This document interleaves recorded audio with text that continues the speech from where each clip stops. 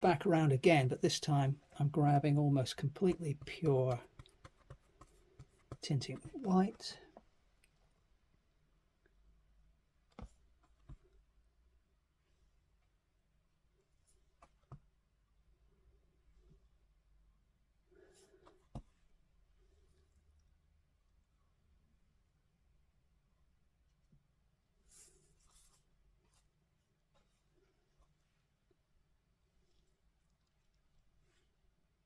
Trying to pick out a few little highlights again, or brighter highlights.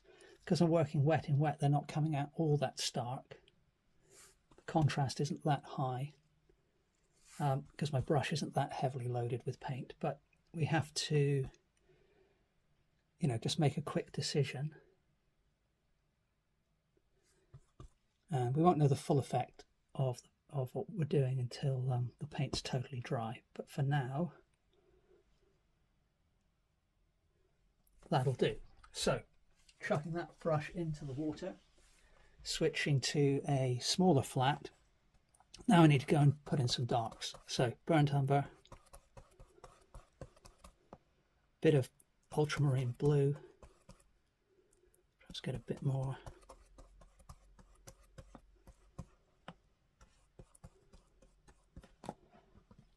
And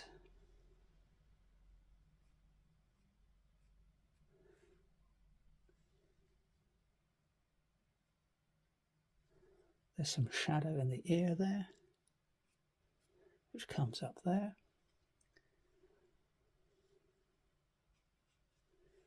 Some shadow under there.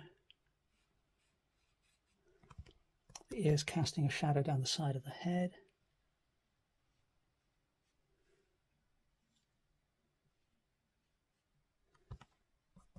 Shadow in the ear there as well. We're going to just put a gentle swathe of shadow across the front of the nose because we don't have too much time for subtlety.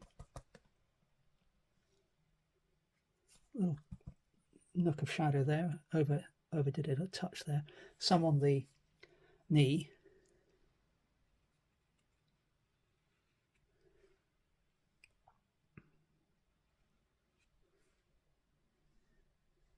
Hooves. It's a dark line of shadow there as well.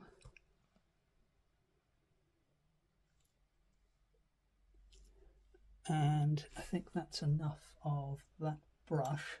I'm going to come in with a pointed brush. This is a brush I normally use for watercolor, but I think it should be okay for this purpose. Is that dry enough to touch with my finger? The background is just about.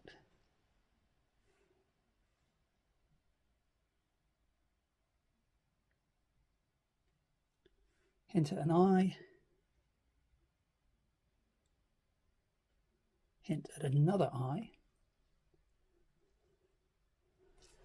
That's not too bad for the moment. Back to my small flat brush.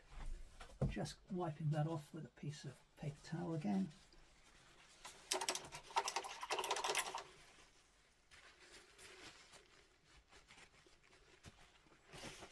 We'll clean that out. Now I want to put a cast. I've completely lost track of time. I don't have a timer in front of me, so I'm just sort of doing this as quickly as I can. And then I'll check the time at the end. But hopefully you'll be able to see on screen how long it's taking.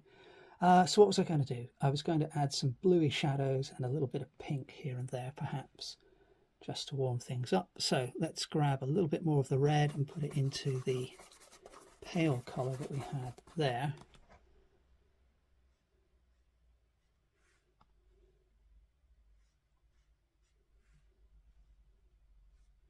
Just to give a little bit of variety of colour.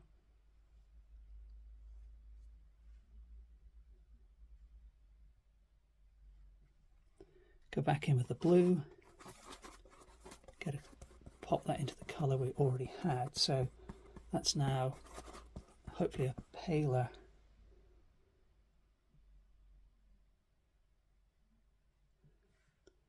more bluish shadow that I can pop in there.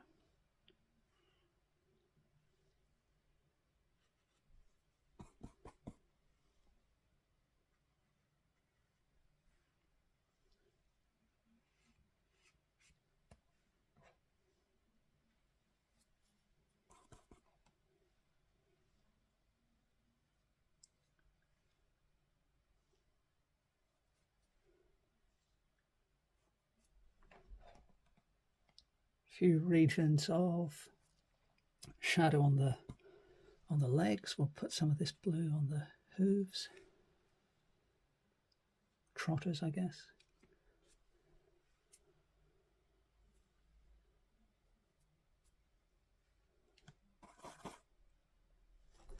Let's put a hint of shadow in.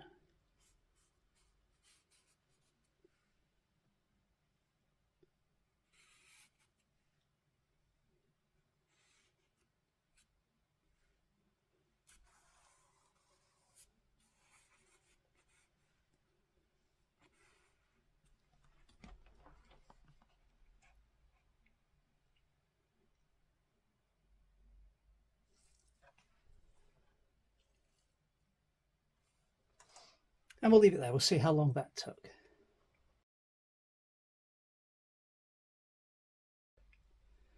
All right, so I'm back from my brief bike ride in the spring sunshine, and still a little bit out of breath from walking up the hill, but the painting has, for the most part, dried, and I'm better able to judge the way the animal looks. And on the whole, considering the time limit, I'm fairly happy so far. I like the fact that because I didn't have any time, I just did a single brush stroke pretty much everywhere for the background, and consequently everything's nice and clean, got some nice cauliflowers and patterning going on. Now this little bead of watercolor is still here, so I'm actually going to try and make use of that. So I've got here, just grabbing it out of my brush holder, and let's pop it in a little bit of water before I show you. So I've got here, it's a sort of special brush which comes to a very fine point, you can see. And I'm going to try and use that to tease out that bead of watercolor. And we'll try and, I have no idea how well this is going to work, but we'll give it a go. Try and create a few branches using that little bead of watercolor as a reservoir.